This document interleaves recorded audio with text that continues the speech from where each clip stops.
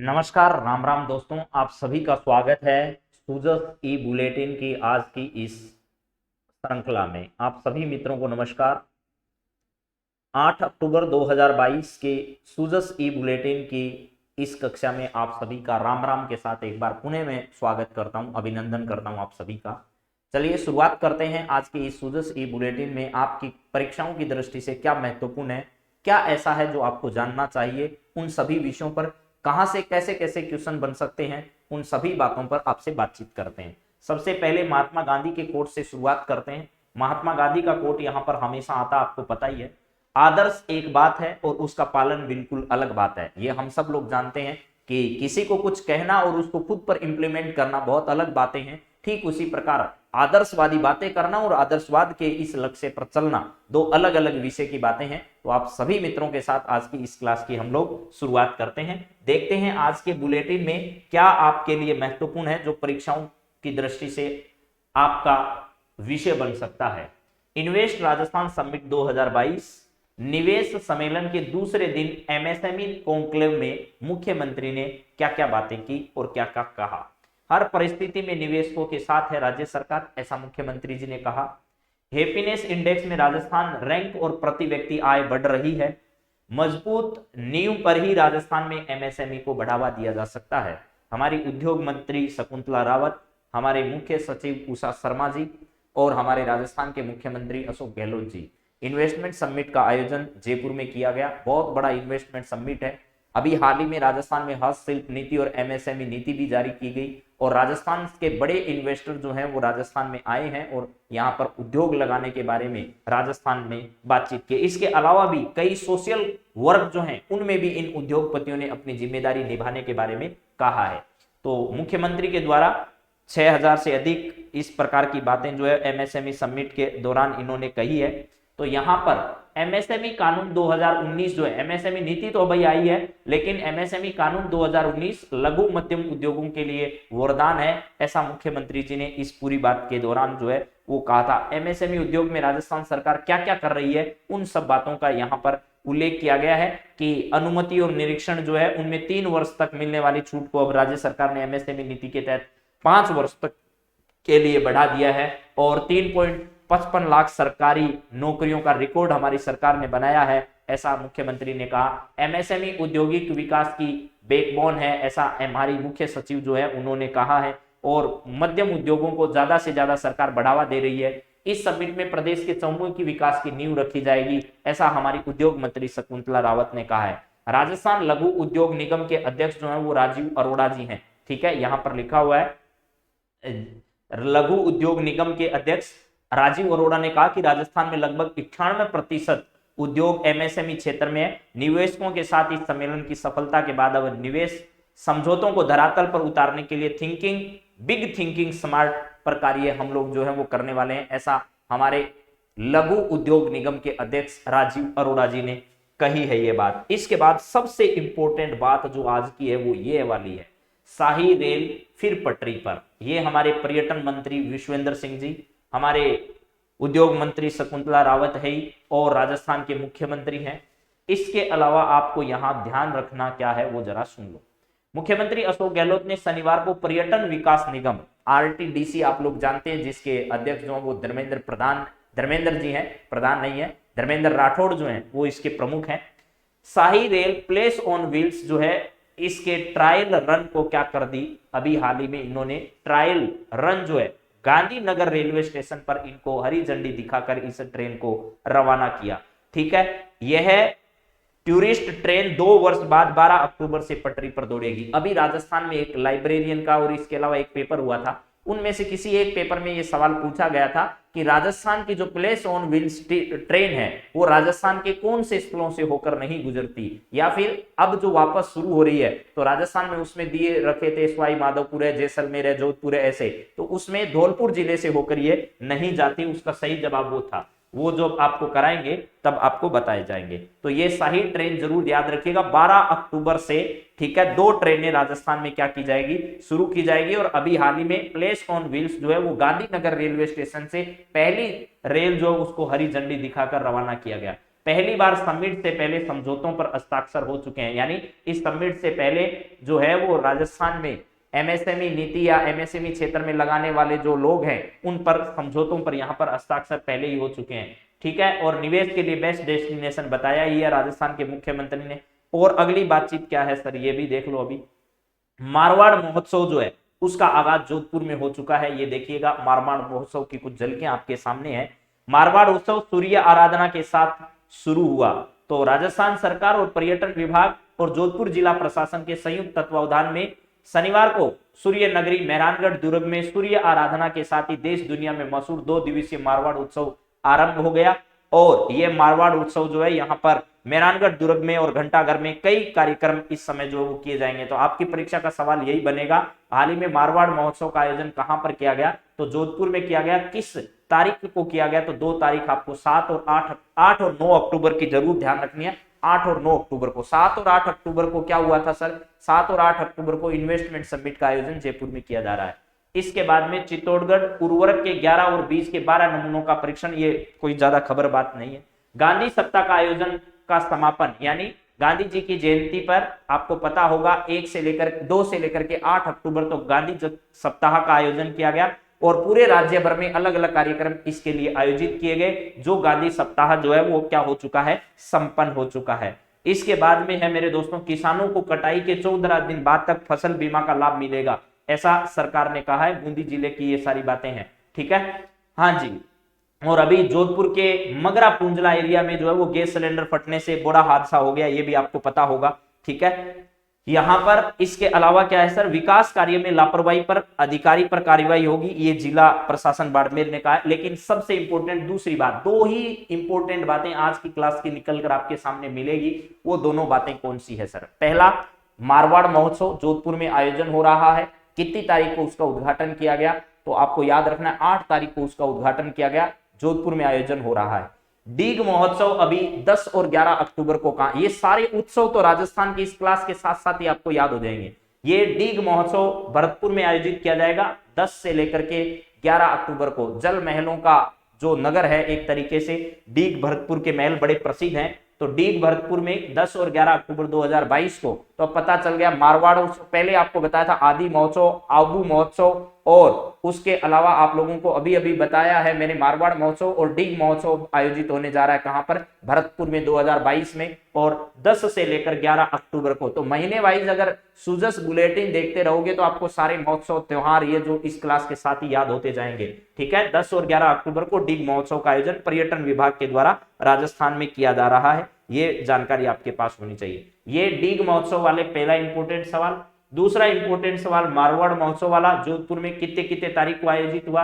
इसके बाद में तीसरा इंपोर्टेंट सवाल आज की क्लास का है, शाही रेल जो है उसका उद्घाटन मुख्यमंत्री अशोक गहलोत के द्वारा गांधीनगर रेलवे स्टेशन से जो है इसको हरी झंडी दिखाकर इसको आरंभ किया गया। ठीक है, इसके बाद जो समिट आयोजित हो रही है उसमें एमएसएमई नीति को लेकर के राज्य सरकार के द्वारा और इसके अलावा राज्य के मुख्यमंत्री के द्वारा कौन कौन सी बातें कही गई। इन्वेस्ट राजस्थान समिट 2022 निवेश सम्मेलन के दूसरे दिन एमएसएमई कॉन्क्लेव में मुख्यमंत्री ने क्या क्या कहा वो भी आपके सामने रख दिया। अब मैं थोड़ी सी बात, कल जो आपको बताया था ना, मैंने कल जो बातें आपसे की थी हमने, उन सब पर भी थोड़ी सी मैं बात यहाँ पर आपके सामने रख दे रहा हूं कि कल आपको और क्या क्या बताया था। कल की क्लास में भी इस सूजस बुलेटिन से रिलेटेड कुछ जानकारियां आपको दी होगी, और उससे पहले हमारी सूजस की जो पत्रिका चल रही है उस सूजस पत्रिका पर भी हम लोग बातचीत करेंगे थोड़ी। लेकिन कल वाला मैं एक बार फिर आपको रिपीट करा देता हूं कि कल हमने आपसे क्या क्या बातचीत की थी। ये देखिए, कल की क्लास में सूजस बुलेटिन में, या 6 अक्टूबर की बातचीत है ये, तो 6 अक्टूबर को ये रायपुर इंडोर स्टेडियम जो है वो बना है कहां पर? भीलवाड़ा में, इनकी स्मृति में, वो भी बात हमारी होगी। चिरंजीवी योजना के बारे में भी बात कर ली है हमने। ठीक है, डायरिया और कुपोषण के खिलाफ 7 अक्टूबर से कहां पर अभियान चलाया जा रहा है? राजस्थान में पूरे में। इन्वेस्ट राजस्थान समिट की भी बात हो गई। एमएसएमई में कौन कौन से कार्यक्रम आयोजित किए जाएंगे। इसके अलावा देखिएगा, अभी हम लोग आपसे एक बात और करना चाह रहे हैं, जो कि सूजस पत्रिका हमारी थी, मासिक पत्रिका। उस सूजस पत्रिका में सूचना प्रौद्योगिकी से जुड़े हुए कुछ महत्वपूर्ण विषयों पर हमारी बातचीत चल रही थी, जिसमें उद्योग मित्र पोर्टल के बारे में बातचीत होगी, राजस्थान संपर्क के बारे में बात होगी, ई मित्र के बारे में, ई मित्र प्लस, वीडियो वॉल, राजस्थान सूचना प्रौद्योगिकी में कितना आगे बढ़ रहा है, डिजी फेस्ट 2022 का जो 19-20 तारीख अगस्त को अक्टूबर में आयोजन किया गया, उसमें राजस्थान सरकार ने क्या क्या किया था। राजनेट, ये राजस्वान, राजवीसी, ये सब बातें जो है वो आपके साथ मैंने की होगी। राजकाज इंटीग्रेटेड, सिंगल साइन, ठीक है, राज ई वॉलेट, इसके बारे में भी बात की थी मैंने। और इसके अलावा बिल्डिंग प्लान अप्रूवल सिस्टम के बारे में भी बातचीत की थी। फिर राजस्थान राज्य डाटा सेंटर के बारे में बातचीत की, डाटा सेंटर कहां स्थापित किया जा रहा है राजस्थान में, यहां पर हम लोग पहुंच चुके थे।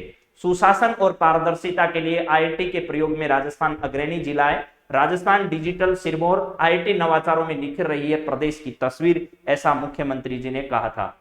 देखिए, सूचना प्रौद्योगिकी का जो क्षेत्र है, ठीक है, सूचना प्रौद्योगिकी क्षेत्र में भारत में, दुनिया में राजस्थान और भारत दोनों की खास पहचान बनी है। इस पूरे परिदृश्य में राजस्थान को आप कहां देखते हैं, इस विषय पर अगर आपसे ये आरएस मुख्य भर्ती परीक्षा जो होती है उससे रिलेटेड बहुत अच्छे सवाल यहां बन सकते हैं। गुड गवर्नेंस को राज्य सरकार ने परम ध्येय बनाया है, यह उद्देश्य कैसे प्राप्त किया जा रहा है। सुशासन की इस यात्रा में राजस्थान राज्य का अगला पड़ाव क्या हो सकता है, ये सब बातें राजस्थान के संदर्भ में। सुशासन और पारदर्शिता के लिए योजनाओं को ऑनलाइन किया है, यह पहल कितनी सार्थक है, ठीक है। और डिजिटल माध्यम से सर्विस डिलीवरी में राज्य कैसे आगे बढ़ सकता है, यानी डिजिटल माध्यम से सर्विस को कैसे डिलीवर किया जा सकता है अच्छे समय में। कोविड-19 में आईटी की क्या भूमिका रही, ये राजस्थान की जो मुख्यमंत्री चिरंजीवी स्वास्थ्य बीमा योजना है की चर्चा देश भर में, इसकी सफलता में आईटी की क्या भूमिका है, ये आरएस मुख्य भर्ती परीक्षा जो है उसके सवाल यहां पर बन सकते हैं। तो इस पॉइंट को मैं आगे बढ़ा देता हूं, क्योंकि यहां से ऑब्जेक्टिव सवाल कोई बनने वाला है नहीं। पुलिस तंत्र को मजबूत करने में आईटी की क्या भूमिका है, यानी सूचना प्रौद्योगिकी की देश भर में क्या नए नए इनोवेशन इसके द्वारा किया जा रहा है, ठीक है। राजस्थान को सूचना प्रौद्योगिकी में कौन कौन से पुरस्कार मिल चुके हैं अब तक, ये परीक्षा का अच्छा सवाल बन सकता है। ऑब्जेक्टिव परीक्षाओं में यहां से सवाल आ सकता है, तो इस पर हम लोग डिस्कस करने लेते हैं। अवार्ड कौन कौन से मिले हैं राज्य में। स्टार्टअप हेतु मजबूत वातावरण के लिए ministry of commerce and industries GOI द्वारा 2022 में state startup ranking 2021 certificate Rajasthan को प्रदान किया गया, ठीक है। यानी ministry of commerce and industries GOI, government of India का जो मिनिस्ट्री है उसके द्वारा 2022 में स्टेट स्टार्टअप रैंकिंग 2021 का स्टार्टअप का पुरस्कार जो है वो राजस्थान को दिया गया। बेहतरीन डॉक्यूमेंट वेरिफिकेशन मोबाइल ऐप के लिए IMC digital technology award 2021 certificate of merit से राजस्थान सरकार को सम्मानित किया गया। Document verification and authentication engine के बेस्ट डिजिटल इंप्लीमेंटेशन के लिए आईएमसी डिजिटल टेक्नोलॉजी अवार्ड 2020 में अवार्ड फॉर एक्सीलेंसी से राजस्थान को सम्मानित किया गया। राजमास्टर एप्लीकेशन के आईएमसी डिजिटल टेक्नोलॉजी अवार्ड 2020 में बेस्ट डिजिटल इंप्लीमेंटेशन सर्टिफिकेट के तौर पर राजस्थान को क्या किया गया, शामिल किया गया। तो राजस्थान में ये सूचना प्रौद्योगिकी की क्या भूमिका है, इस विषय पर यह आर्टिकल इस सूजस पत्रिका में छपा था जो मैंने आपके सामने लगा। अगला जो है वो है सूचना तकनीकी के उपयोग से घर बैठे सरकारी विभागों की समस्त सेवाओं की पहुंच सुलभ करवाना राज्य सरकार की प्राथमिकता है। इस पर भी एक आर्टिकल इसके अंदर छपा हुआ है, वो भी राजस्थान की मुख्य भर्ती परीक्षा की दृष्टि से इंपॉर्टेंट है और सामान्य भर्ती प्रतियोगी परीक्षाओं में वहां से सवाल, क्योंकि ऐसे ऑब्जेक्टिव सवाल इनमें से नहीं बन रहे हैं, ठीक है। तो आईटी सेक्टर में राजस्थान सरकार क्या कर रहा है, इसको लेकर के ये आर्टिकल छपा है। अगला आर्टिकल क्या है, सरकार होंगे आत्मनिर्भरता से स्वर्णिम भविष्य के स्वप्न, देश दुनिया में पहचान बनाएगा जोधपुर का इंक्यूबेशन सेंटर, रंग ला रहे हैं युवाओं के लिए व्यक्तित्व विकास। अब यहां से एक इंपॉर्टेंट सवाल बन सकता है, वो है जोधपुर में इंक्यूबेशन सेंटर राजस्थान में कहां स्थापित किया गया। आईटी का इंक्यूबेशन सेंटर राजस्थान में कहां पर स्थापित हो रहा है, तो ये एक ऑब्जेक्टिव सवाल है कि राजस्थान के जोधपुर में इंक्यूबेशन सेंटर की स्थापना की गई है। इस प्रकार का आईटी से जुड़ा हुआ पूरा का पूरा इंक्यूबेशन सेंटर जो है वो राजस्थान के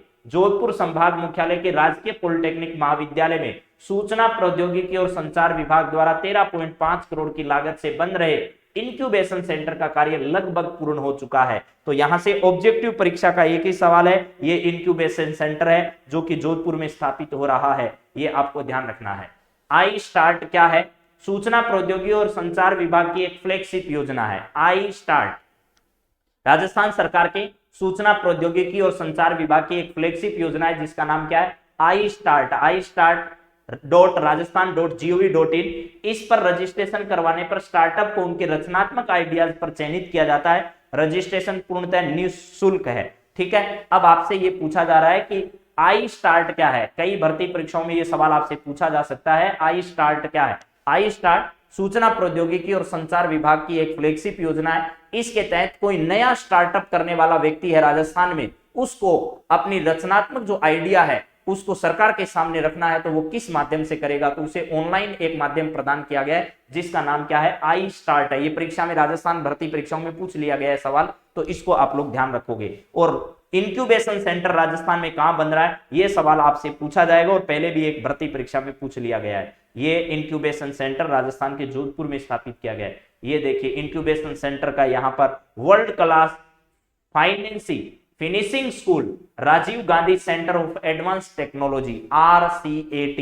ये ढंग से देख लो, राजस्थान की भर्ती परीक्षाओं में ये फोटो ही छपेगा, मान लो Rajiv Gandhi advance technology centre, Rajiv Gandhi centre of advance technology ऐसा नाम है इसका, Rajiv Gandhi of advance technology centre Rajasthan के जोधपुर में जयपुर में हमारे अशोक गहलोत जी के द्वारा क्या किया गया, इसका उद्घाटन किया गया। तो ये बात आपकी परीक्षा की दृष्टि से, हालांकि ये सब इसमें जितनी भी जानकारियां दी गई है वो अंग्रेजी में एक आलेख आर्टिकल जो है इसमें छापा गया है, लेकिन इसकी देख लीजिएगा ये इमेज है, ये हमारा राजस्थान का नया RCAT Rajiv Gandhi centre of advance technology centre कहां पर स्थापित किया गया है, जोधपुर में नहीं जयपुर में स्थापित किया गया है। ऐसा करना है क्योंकि कई लोग जो है ना वो जोधपुर ही टिका देंगे। ये देखिएगा उद्घाटन किया गया, तो यहाँ आपके सामने इस उद्घाटन समारोह की पूरी तस्वीरें लाइव दिखा रहे हैं हम।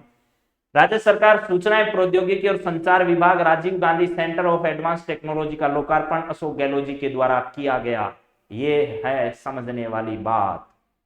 ये देखिए RCAT, ठीक है, RCAT Rajiv Gandhi centre of advance technology कहां पर, जयपुर में। ये देखिए RCAT, जो इस सूचना प्रौद्योगिकी से जुड़े हुए लोग हैं उनको नई नई तकनीकों से अवगत कराना। ये देखिए पुलिस को भी यहाँ पर अत्याधुनिक करने के लिए, ठीक है, समग्र और एकीकृत निगरानी प्रणाली विकसित कर रहा है अभय कमांड सेंटर। ये अभय कमांड सेंटर बीकानेर में स्थापित है। अभय कमांड सेंटर यहाँ पर है, समग्र और एकीकृत निगरानी प्रणाली विकसित कर रहा है अभय कमांड सेंटर। ये अभय कमांड सेंटर कहां पर है, तो करीब 250 कैमरों के जरिए 24 घंटे हो रही है बीकानेर शहर की निगरानी। अलग अलग शहरों में अभय कमांड सेंटर बनाए जा रहे हैं, जयपुर में, जोधपुर में, बीकानेर में, इन सब जगह।